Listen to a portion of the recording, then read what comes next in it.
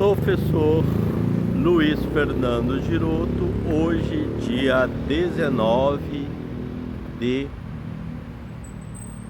julho de 2024. E aí a notícia interessante, além de nós estarmos aqui nesse gabinete do povo, que é essa praça frontal aqui da escola, né? O Clotilde de Castro Barreira, escola de primeiro grau que nós estudamos aqui. Tradição e qualidade desde 1923. Então, olha quanta gente já estudou aqui, quer dizer, muito interessante. Então, numa visão assim dessa data, né? E até essa logomarca aí, né? Uma logomarca esférica. E aí, uma recordação importante. O dia 19 de julho no Brasil, ele é o Dia Nacional do Futebol. Professor Giroto, futebol, exatamente. Em inglês, foot é pé, né? Ball é bola, bola, né? Pé na bola. Então, o que nós podemos dizer de bom como professor do futebol? Bom, primeiro eu joguei futebol no nível assim recreativo. Foi muito bom para mim. Depois eu me aproximei muito dos jogos de futebol pela TV. E em algumas situações eu tive contatos, presença em campo. Uma vez eu fui aqui no campo do MAC em Marília. Ali já teve um conflito. A torcida do Palmeiras, da virada do primeiro para o segundo tempo, foi expulsa de campo ali, a torcida que estava na geral.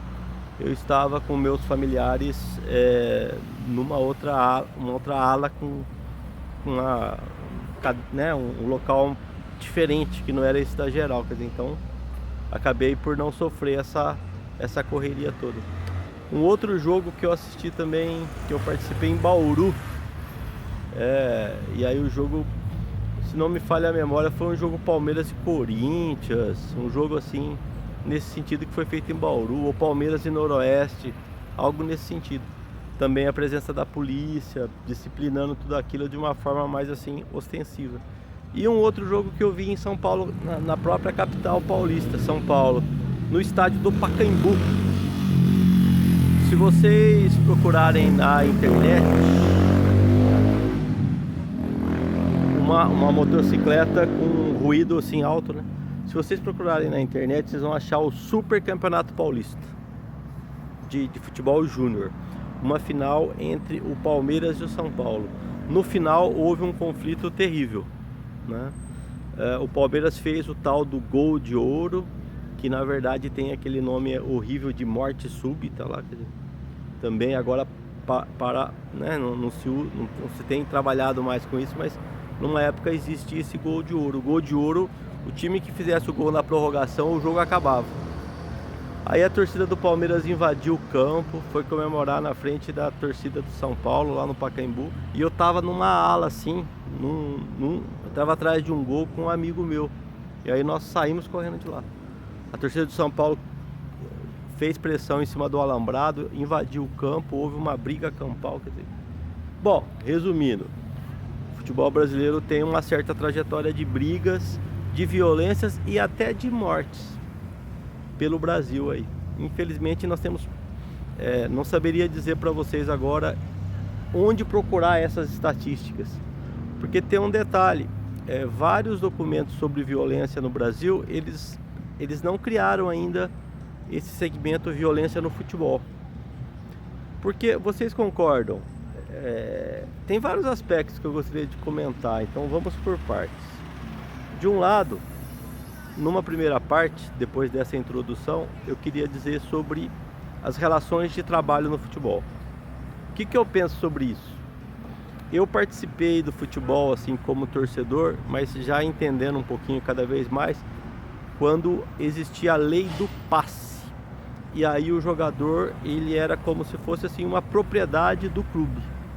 Se o jogador fizesse alguma crítica, a diretoria não quisesse esse jogador por algum motivo, aliás, se o jogador fizesse uma crítica e a diretoria do time quisesse repreender essa crítica, poderia até fazer um trabalho de isolamento desse jogador, e você não vai jogar, nem vai ser vendido, né? Antigamente se vendia o passe do jogador. O direito econômico do jogador era o próprio jogador. E vice-versa, né? E aí, quando na evolução desse processo surgiu a Lei Pelé.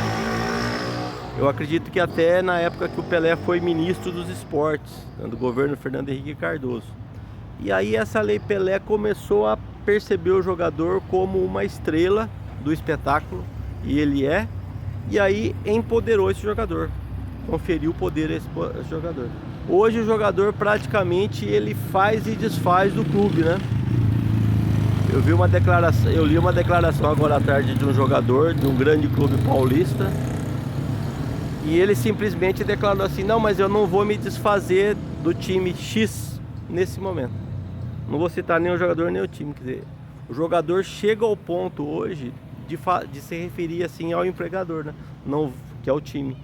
Toda a estrutura histórica montada para ele jogar, e ele fala: não, mas sabe de uma coisa? Tem esse time aí que tá me querendo, o time Y, o time Z, o time J, o time L, e eu vou ficar nesse meu time X, porque eu não vou me desfazer dele não. Quer dizer, o poder do jogador hoje. Então me parece também que tudo isso é bom, dar poder para as pessoas, é bom. Naquele momento da lei do passe também era muito ruim. Era ruim porque o jogador era um objeto, praticamente assim, um carro. O jogador, né? A empresa tem um carro, quer vender esse carro, empresa? Não quero vender o carro. Quer dizer, é desumano. Hoje pode ter algum momento em que o jogador se torna desumano para com o clube e seus, né, e a gestão do clube, a administração do clube. Pode ter, por incrível que pareça, pode ter.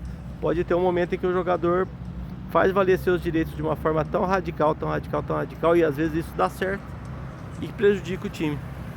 E muitas vezes sem o time também ele não tem onde jogar, olha só. Então as relações precisam ser equilibradas, né? Certamente. Então eu acredito que um caminho para equilibrar essa história entre lei do passe, que é muito forte contra o jogador, e essa lei agora, Lei Pelé, que favorece muito o jogador e até dificulta times menores, né, porque dificulta financeiramente, seria nós buscarmos ou construirmos uma maior repercussão social do futebol. É isso que acontece hoje? Tudo bem, os times agora com essa crise no Rio Grande do Sul, essa emergência climática e uma tragédia muito grande, muitos times reverteram suas rendas para aqueles grupos sociais do Rio Grande do Sul que precisavam de ajuda, né? Alimentos, mantimentos, remédios, roupas, né? Novas residências. Então isso mostrou um enfoque social, assim, sinalizou positivamente. Mas de fato, a internauta que me acompanha na internet, esse enfoque social do futebol ainda ele pode crescer muito. E a gente percebe que isso é necessário como uma política de educação ambiental, social. Porque olha o que aconteceu recentemente no jogo lá no Rio de Janeiro entre Botafogo, o time da Estrela Solitária, e a Sociedade Esportiva Palmeiras. O que aconteceu? Eu até não vi essa passagem, mas eu soube da repercussão. Fizeram um boneco simbolizando uma administradora que em tese seria do Palmeiras, uma senhora que tem uma administração do Palmeiras e tal. E esse boneco sofria lá uma certa agressão, e tudo isso foi visto assim como isso lá na torcida, né, no campo e na torcida. Isso foi visto como um evento, assim, quer dizer. Então, olha só que situação que nós chegamos, né? A referência à mulher como uma boneca lá, um boneco, uma mulher que administra, que trabalha, quer dizer. Então, a própria torcida não tem essa concepção do futebol como um meio social de qualidade de vida. E ela toma essas medidas assim, numa impulsividade, não agrega nada ao ambiente social do Brasil. Está aí presente está aí o número de agressões e violências contra a mulher, está aí para quem queira consultar, números crescentes, né? E eu fui um das pessoas que opinei numa determinada equipe para que houvesse uma revisão daquela musa do futebol. Vocês já ouviram aquelas campanhas de musa? Então, por que não citar a musa do ponto de vista assim, a musa do Palmeiras? O que ela faz? Ela é estudante. Olha só que bom. E o que ela considera importante? Ela gosta de filmes que falam de cultura, que fala também de economia e tal, quer dizer. Então, por que não apresentar essa musa do Palmeiras, do Corinthians, do Flamengo, do Internacional de Porto Alegre, do Bahia, lá do Cuiabá, do Goiás, né? Do Vitória, do Criciúma? Por que não apresentar essas musas como jovens, mulheres, independentemente assim de como queiramos nos referir, né? Mas que tem um currículo, mas que pode estar bonita lá. Lógico, pode estar bonito, Qual o problema de estar bonito, né? Pode sim, né? Mas precisa estar lá necessariamente assim, com um traje assim, menor. Pode ter uma ou outra fotografia, se a pessoa quiser, também não é proibido. Mas a ênfase tem que ser deveria ser a pessoa como um todo, né? Então, mas além de biquíni, você usa também muitas outras roupas. Não, uso sim e tal, quer dizer, né? Então, mais ou menos nesse sentido, né? Não quero proibir ninguém de se expressar, mas ao mesmo tempo uma diversidade, né? Eu comentei nesse sentido, assim, que a musa poderia ser a musa, assim, que...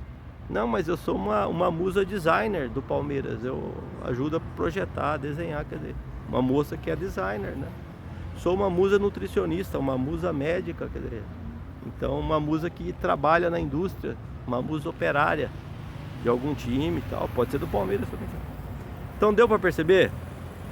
Futebol pode ganhar força definitivamente com um maior cuidado social, e aí nós precisamos de legislação para isso, que não é nem a lei do passe, que já está até revogada, e na minha opinião não é nem a lei Pelé, nada contra o Pelé, mas essa lei que empodera o jogador de uma forma assim muito grande, o que também pode não ser bom para ele, porque daqui a pouco, né, ele precisa do time para trabalhar também, né?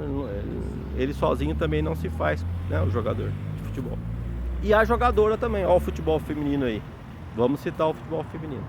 Um grande abraço do professor Giroto.